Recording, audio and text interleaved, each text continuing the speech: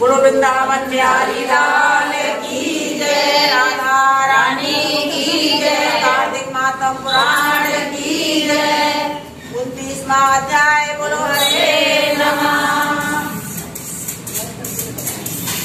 राजा पृथु ने कहा, हे नारद जी, आपसे कलहा ने जिस प्रकार मुक्ति पाई यह सारी कथा हमको सुनाई है, मैंने भली प्रकार सुनी है। हे देव ऋषि, यह काम उन दो नाथ नदियों के प्रभाव से हुआ था। कृपा करके मुझे यह बताने की कृपा कीजिए। कृष्णा नदी साक्षात भगवान श्री कृष्णचंद्र महाराज जी का शरीर और बैली नामक नदी भगवान शंकर का शरीर है।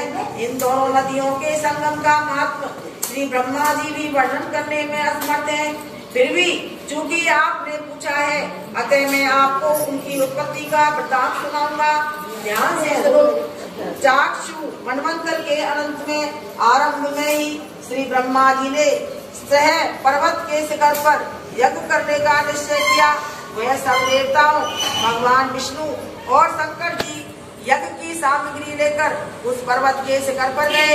तब महर्षि भृगु आदि ऋषियों ने ब्रह्म मुहूर्त में उन्हें दीक्षा देने का विचार किया। इसके बाद उन्होंने श्री ब्रह्मा जी की पत्नी त्वरा को बुलवा भेजा। वह बड़ी आहिस्ता से आ रही थी। इसी बीच में भृगु जी ने विष्णु जी से पूछा, हे प्रभु, आपने त्वरा को शीघ्रता से बुलाया था, वह क्यों नहीं आई? ब्रह्म मुहूर्त टल गया।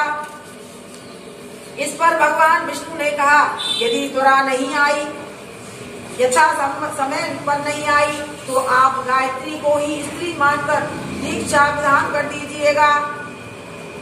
क्या गायत्री पूर्ण कर्म में ब्रह्मा जी की स्त्री नहीं हो सकती? नारद जी बोले, भगवान शंकर ने भी विष्णु जी की बात का समर्थन किया। यह बात सुनकर भृगु जी ने गायत्री को श्री ब्रह्मा जी की दाईं ओर बिठाकर दीक्षा विधान आरम्भ कर दिया। ऋषि मंडल गायत्री को दीक्षा दे ही रहा था कि इतने में त्वरा भी यज्ञ मंडप में आ पहुंची।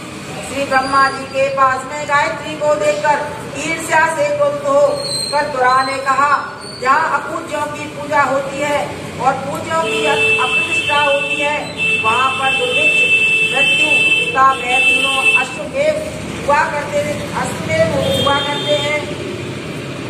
यह गायत्री ब्रह्मा जी की दाईं ओर तथा मेरे स्थान पर बैठी है। यह अदृश्य बहने वाली नदी होगी। आप लोगों को अविचार से इसे जो मेरे स्थान बैठाया है, अतः आप भी सबके सब जड़ रूप नदियां होंगे। नारद जी ने राजा पृथु से कहा, हे राजन, इस तरह त्वरा के श्राप को सुनकर गायत्री मारे क्रोध के लाल बबूका होकर अपने होठ काटने लगी। देवताओं के मना करने पर भी उसने उठाकर त्वरा को श्राप दे डाला। गायत्री ने कहा, ब्रह्मा जी जैसे तुम्हारे पति हैं, वैसे ही मेरे भी पति हैं। तुमने व्यर्थ ही श्राप दिया है, अतः तुम भी नदी हो जाओ। नारद जी ने कहा, तब तो देवताओं में भी खलबली मच गई। वे त्वरा को दंडवत करके कहने लगे, हे देवी, तूने जो ब्रह्मा आज सब देवताओं को श्राप दिया है, इससे यदि हम सब जल रूप नदियां हो जाएंगे, तो फिर निश्चय ही ये तीनों लोक न हो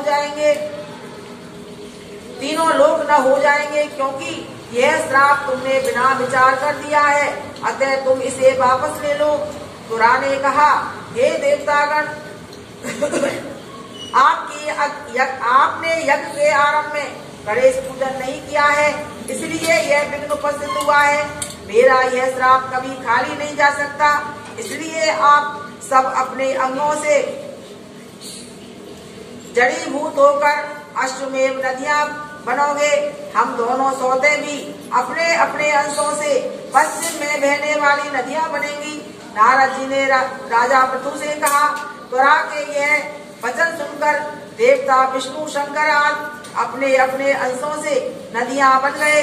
भगवान विष्णु के अंश से कृष्णा, भगवान शंकर के अंश से बैणी तथा श्री ब्रह्मा जी के अंश से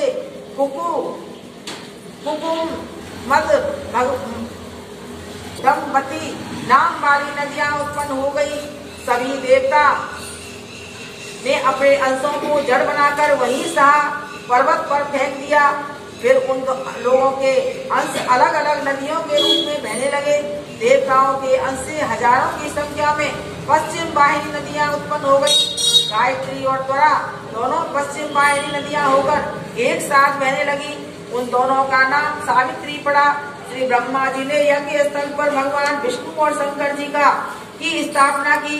दोनों देवता महाबल तथा अचबल के नाम से विख्यात हुए। राजन, कृष्णा और बैणी नदी की उत्पत्ति का यह वर्णन जो मनुष्य सुनेगा उसे दर्शन और स्नान का फल प्राप्त होगा। बोलो गंगा मैया की जय, त्रिवेणी संगम की जय, बोलो कार्तिक माता पुराण की जय।